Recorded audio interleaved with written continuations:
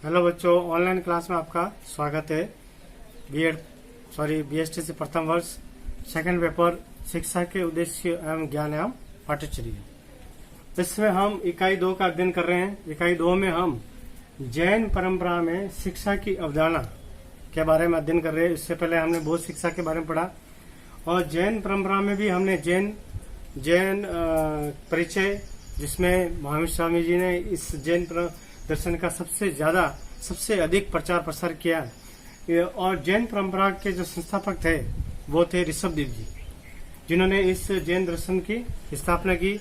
और 23 जो तीर्थंकर थे वो थे अपने पार्श्वनाथ जी। उनके 599 ईसा पूर्व बाद महावीर स्वामी जी ने इस जैन दर्शन का, जैन की शिक्षाओं का, जैन के ज्ञान का प्रसार सबसे ज्यादा किया। तो उसमें हमने जैन परिचय के बारे में पढ़ा और उस जैन परंपरा में भी हमने शिक्षा के लक्ष्य, उद्देश्य, शिक्षण विधियां और इनके बारे में पढ़ा। आज हम जैन दर्शन और पाठ्यक्रम और जैन दर्शन शिक्षक और शिक्षार्थी के बारे में अध्ययन करेंगे। भाई, पाठ्यक्रम में क्या बताया था उन्होंने, जैन दर्शनों धर्मावलंबियों ने जैन परंपराओं में पाठ्यक्रम किस तरह से निर्मित किया और एक शिक्षक और शिक्षार्थी के बीच में किस तरह का संबंध होना चाहिए, उसके बारे में आज चर्चा करेंगे। तो हम शुरू करते हैं। जैन दर्शन एवं पाठ्यक्रम। जैन दर्शन पाठ्यक्रम में सापेक्षवाद एवं अनेकतावाद की धारणाओं को महत्व प्रदान करता है। यानी जैन दर्शन सापेक्षवाद और अनेकतावाद, ये दो धारणाओं को महत्व प्रदान करता है। सापेक्षवाद यानी सभी के लिए समान पाठ्यक्रम और अनेकांतवाद का मतलब होता है कि सभी आत्माओं, यानी इन्होंने भौतिक द्रव्य सभी को स्वीकार किया है, यानी जीव और भौतिक द्रव्य सभी को स्वीकार किया है। और भिन्न भिन्न जिस तरह से पशु पक्षी जीव जंतुओं की अलग अलग प्रजाति होती है, वैसे ही आत्मा परमात्मा की भी भिन्न भिन्न इनकी एक प्रजाति होती है और इनके बारे में ये बताया है। सापेक्षवाद का संबंध व्यक्तिगत विभिन्नताओं के अनुसार होना चाहिए। सापेक्षवाद का जो संबंध बताया है वो व्यक्तिगत विभिन्नताओं के, मतलब हर व्यक्ति के लिए अलग अलग पाठ्यक्रम निर्मित होना चाहिए।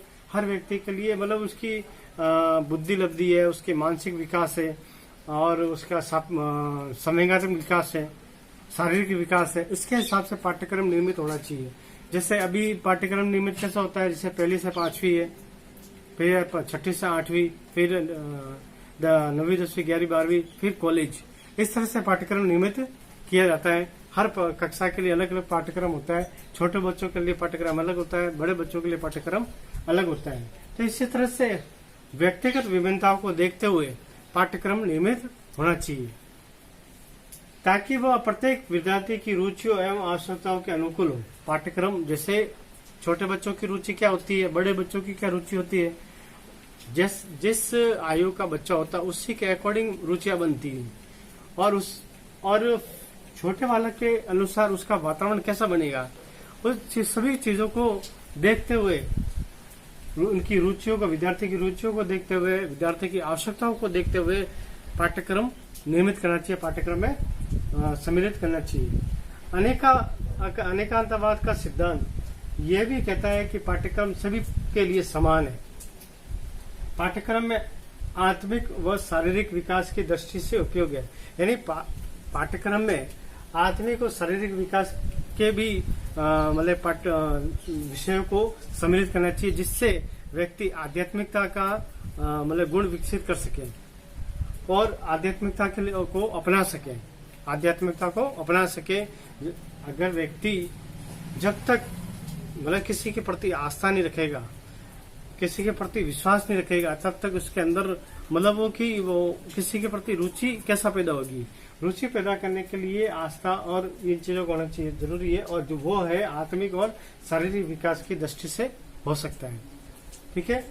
अब इसमें और भी विषयों को जोड़ा गया है, जैसे सामाजिक विज्ञान है, शिल्प कला है, नाट्य कला है और भी बहुत सारे विषय, प्रावरण से संबंधित विषय है और व्यवसाय से संबंधित विषय है। उन विषयों को भी इस जैन पाठ्यक्रम में जोड़ा गया है।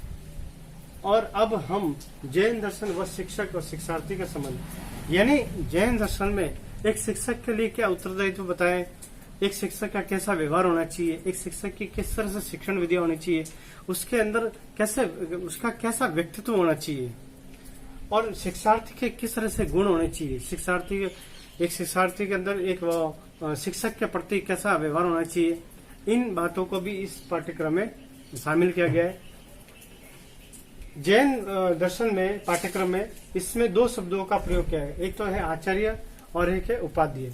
आपने पूरे जैन दर्शन में देखा होगा कि इसमें 2 ही शब्दों को ज्यादा प्रयोग किया गया है, आचार्य व उपाध्याय। आप उपाध्याय वह है जो अध्यापन का कार्य करता है, मतलब है कि और ज्ञान की विशेष शाखा का मर्मज्ञ होता है।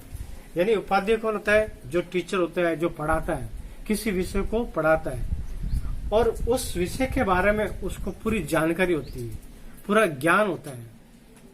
और देखा जाए तो एक टीचर को अपने विषय से प्रति लगाव होना चाहिए, रुचि होनी चाहिए और विषय का गहन अध्ययन होना चाहिए।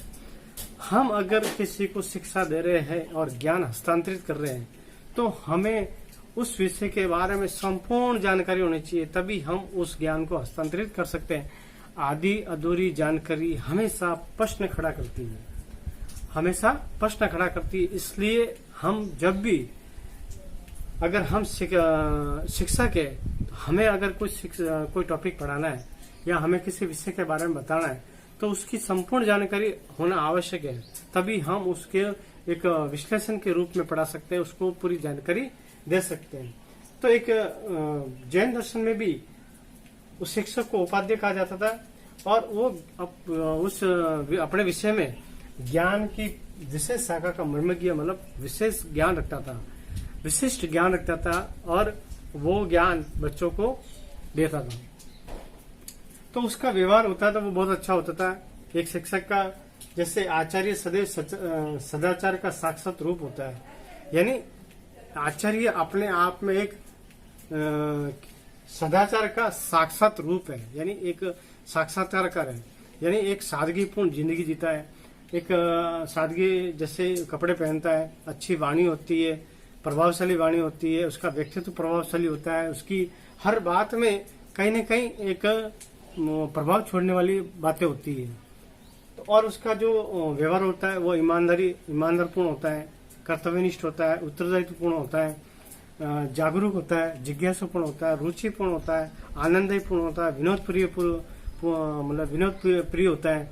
हर तरह के गुणों को समेटे हुए होता है। मतलब है कि अगर गुस्सा करना होता है तो जब वो जिस परिस्थिति के अनुसार गुस्सा करना होता है उसमें गुस्सा दिखाता है, और जिसमें जहां पर मजाक करनी वो मजाक करता है। इस तरह का एक टीचर का रोल होना चाहिए। और उसका जो आचार्य का जो चरित्र होता है उत्तम एवं निष्कलंक होना चाहिए, किसी भी प्रकार का उसके ऊपर कलंक नहीं होना चाहिए, क्योंकि एक टीचर से ही शिक्षार्थी हर तरह का ज्ञान प्राप्त करता है। केवल पुस्तकीय ही ज्ञान नहीं बल्कि उसके व्यक्तित्व से भी बहुत सारा ज्ञान प्राप्त करते हैं। कौन? शिक्षार्थी। इसलिए एक टीचर का जो रोल होना चाहिए उसका एक निष्कलंक होना चाहिए, वो अपना जो व्यक्तित्व है वो प्रभावशाली रखे, वो अपना व्यक्तित्व प्रभावशाली रखे। तो एक टीचर का, क्योंकि टीचर का, एक शिक्षक का जो उसकी जो भूमिका होती है समाज में सम्मानपूर्ण होती है। मतलब है कि समाज में उसको सबसे ऊंचा दर्जा दिया जाता है, समाज में सबसे ज्ञानी आदमी समझा जाता है। अगर कलंकधारी आदमी हो तो उससे क्या सीखेंगे? इसलिए निष्कलंक आदमी होना चाहिए। उसके बाद में शिक्षार्थी में 8 गुणों को, मतलब है कि जैन धर्मियों ने उनके पाठ्यक्रम में शिक्षार्थी के 8 गुणों को बताया गया। 8 गुण होने चाहिए। कौन कौन चाहिए? अधिक हंसने वाला न हो। पहला गुण क्या है कि शिक्षार्थी को जरूरत से ज्यादा नहीं हंसना चाहिए।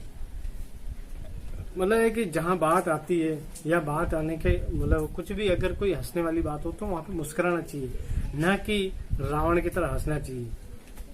ज्यादा हंसना भी सही नहीं है। दूसरा है चप्पल ना हो। चप्पल यानी ज्यादा चंचलता भी सही नहीं हो, ज्यादा चंचलता भी नहीं होनी चाहिए।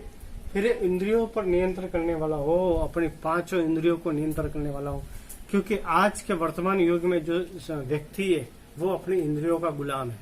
आंख अगर कोई देखती है तो आंख की गुलामी करता है, नाक देखती है तो नाक, नाक हमें सूंघने के लिए गुलामी बनाता है, कान सुनने के लिए गुलाम बनाता है, और त्वचा ये जीभ तो सबसे ज्यादा गुलाम बनाती है। इसलिए जो इंद्रियों पर कंट्रोल कर सकता है, जो इंद्रियों पर नियंत्रण रख सकता है, वही अपने जीवन में सफलता प्राप्त करता है। इसी तरह से आगे, किसी का रहस्य न खोलने वाला हो, मतलब इसका यहाँ पे मैं एक वर्ड यूज करूंगा, चापलूसी वाला नहीं होना चाहिए कि मेरी बात सुने और फिर वो कहीं और जाके दूसरों को बोले, दूसरों की बात सुनकर तीसरों को बोले। इस तरह से ये भूमिकाएं नहीं होनी चाहिए। मतलब किसी का रहस्य नहीं बताना चाहिए।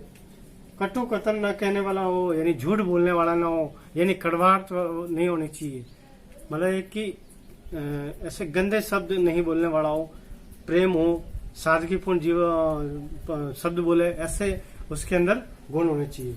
सदाचार युक्त हो, यानी सादगीपूर्ण जिंदगी जीना चाहिए, बिल्कुल सिंपल सरल स्वभाव की जिंदगी होनी चाहिए, अच्छा स्वभाव होना चाहिए।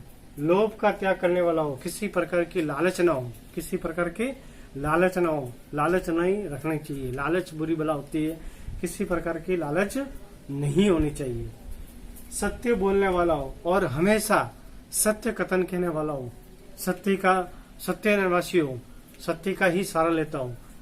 तो ये थे अपने जैन दर्शन और पाठ्यक्रम और जैन दर्शन और शिक्षक और शिक्षार्थी का संबंध। आशा करता हूँ कि आपको समझ में आया होगा। अगर नहीं समझ में आया हो तो आप व्हाट्सएप पर कमेंट्स बॉक्स में प्रश्न के माध्यम से पूछ सकते हो। अपना नाम, अपने पिता का नाम लिखकर आप अपनी उपस्थिति जरूर दर्ज करें। धन्यवाद।